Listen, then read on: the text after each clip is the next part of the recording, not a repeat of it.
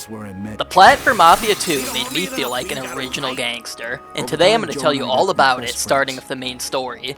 But if you don't want any spoilers, you can skip to the time shown on the screen using the timestamps down below. The main story follows Vito, who is living in Empire Bay during 1943. Vito's father worked himself into an early grave. That's not what Vito wanted for himself. He started committing small crimes with his best friend Joe for money, but was caught. He's given the choice: fight in the war or stay in jail. He chooses to fight. He fights notably well, but is slightly injured in battle, causing the army to send him back to the States for a month to rest and recover. Vito meets up with his friend Joe, who has moved up in the crime world, and has someone he knows mess with Vito's papers to keep him in the States permanently. Vito didn't come back to a great situation though. His family was in debt. He did what he could to make some money, which entailed committing more crime with Joe and working at the docks his father worked at, even though he knew that wasn't what he wanted for himself. Vito started doing more work with Joe and was moving up the pecking order of the Clemente crime family. After performing a hit on a corrupt businessman, he had enough money to pay off his family's debt. Vito's luck eventually ran out though, and he was sent to prison for one of his past jobs, where he robbed the government of ration stamps. In prison, Vito makes friends and foes as he becomes closer with Galente, the head of another crime family, but he's always fighting the Irish mob and their leader, who are in prison partly because of him. Galente is able to get Vito's sentence shortened, and he gets out of prison in 1951. Everything is new to Vito after years of being imprisoned, but that doesn't stop him from going back to his old ways, the Mafia. He links back up with Joe, who is now working for the Falcone family, and eventually conducts a hit on a Clemente family member, which earns Vito the Falcone's respect, and they make him a made man. Vito and Joe are then given the task to finish off the Clemente family for good, and they do so by blowing up an office the Clementes were meeting in and finishing off the survivors. Vito is then approached by Henry Tomasino, who he knows from doing jobs for the Clementes with. Henry is now looking for work since the Clementes went down. The head of the Falcones wants Henry to prove his loyalty by taking out Galante, the head of another crime family and the friend Vito made in prison. Vito can't let this happen and helps Galante secretly escape, but Henry is still let into the Falcone family. The new Irish mob boss seeks revenge for Vito getting rid of the other one while in prison, and attacks Vito in the middle of the night, burning down his house. Vito's nice life he had built is now in shambles, and he's penniless again, desperate for money. Vito decides to team up with Henry and Joe to make some quick money.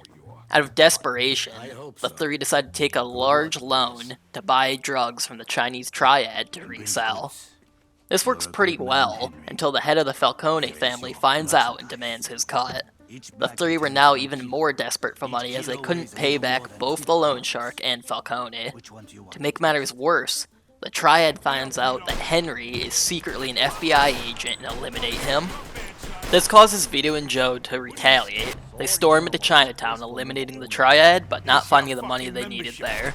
Vito and Joe then take up any job they can find to make some money, including eliminating the protagonist of Mafia 1, Tommy Angelo. Vito goes on a rampage at the docks after finding out the dock overseer eliminated his father. Vito goes to find Joe, but realizes Joe was captured by another crime family, the Vincis. Vito goes to attack the Vincis and rescue Joe, stealing a lot of money from them in the process. The pair could now pay off all their debts, but they had a new problem. They had drawn some heat from the chaos they caused by messing with so many different crime families. These families wanted them gone and put a price on their heads.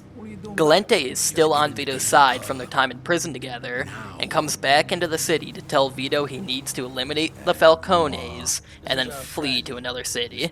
Vito agrees, and after fighting his way to Falcone, Joe comes up behind him, ready to eliminate him, as Falcone said he would protect Joe if he eliminated Vito. But ultimately, Joe cannot do it. He decides him and Vito are too good of friends, and they end up teaming up to eliminate Falcone. Galante holds up his end of the bargain and helps Vito escape, but he said Joe is never part of their deal, and Vito watches as Joe gets driven in a different direction to an unknown fate. Now that the story trophies were out of the way, it was time to focus on cleanup. But before we get there, let's go over the trophies I got while playing the main story. The first of those being Hairdresser, which I got during Chapter 1 for getting 5 headshots rapidly in a row. Then, during Chapter 2, I showed I was both a gentleman and a good big brother by protecting my sister and helping a woman fix her car for 2 trophies. Also in the chapter, I found my first of many collectibles, and did my first job at the junkyard. During Chapter 3, I improved the dock workers' haircuts, stole some ration stamps stealthily, and sold them before they expired. By Chapter 4, I had killed 50 enemies. During Chapter 5, I showed that I knew how to treat a lady, and got a little airtime in my ride. Next in Chapter 9, I sold 5 vehicles to Derek at the dock, and used my money to go buy a new suit. But Chapter 10, I had sold 5 vehicles to Mike at the junkyard, and had driven 30 unique ones myself. During Chapter 11, I upgraded one of my cars to level 1, and proceeded to upgrade it to the maximum level for 2 trophies. Lastly, since I just spent some money, I decided to rob 5 stores in 5 minutes for the stuck-up trophy. While playing the campaign, I earned 40 of the game's 48 trophies, with 23 of those being miscellaneous trophies, 14 of those being for completing missions, and 3 of those for finishing the story on the highest difficulty. I now had just 7 trophies remaining to clean up before I could get that shiny platinum, with 3 of those being vehicle trophies, 2 being combat trophies, and 2 being collectible trophies. I decided to clean up some of the vehicle stuff first, with the first one being pedal to the metal for traveling at 125 miles per hour. And this was actually pretty tricky, requiring a fast car, low traffic, and a downhill, but I eventually got it. Next, I decided to get the cruise control trophy, which required you to travel at 30 miles per hour for 5 or more minutes.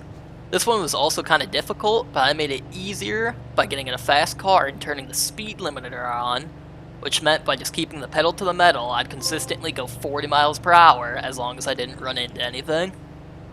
Next, I literally knocked out the combat trophies by eliminating a total of 30 enemies using melee attacks. And after that, the police wanted me dead, so I survived for 10 minutes long at a full wanted level.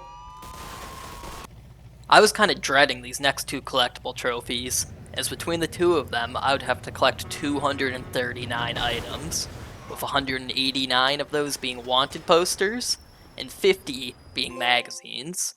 The 189 posters definitely sucked, but the 50 magazines was a lot better of a time. I'm not sure if that's because there was less to get, or if it was for a different reason. The last trophy I needed was 1 careful owner, which is earned by traveling 50 miles in 1 vehicle. The problem was, I wasn't a very careful owner. The combination of difficult driving mechanics, the need to actually stop and fill your car up with gas. Crazy, right? I know. And using your car for Mafia activities made it hard to keep one on the road very long.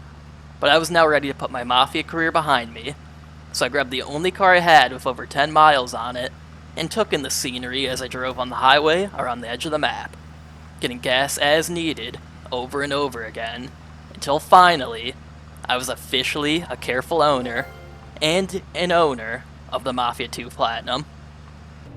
Thanks for watching the video. Consider subscribing for more videos just like this if you made it this far. I have big plans for the channel to wrap up this year and start the next one, and I'd love to bring you on the journey with me. Drop a like if you liked this video, leave me a comment with some feedback, and stay tuned for the next one soon.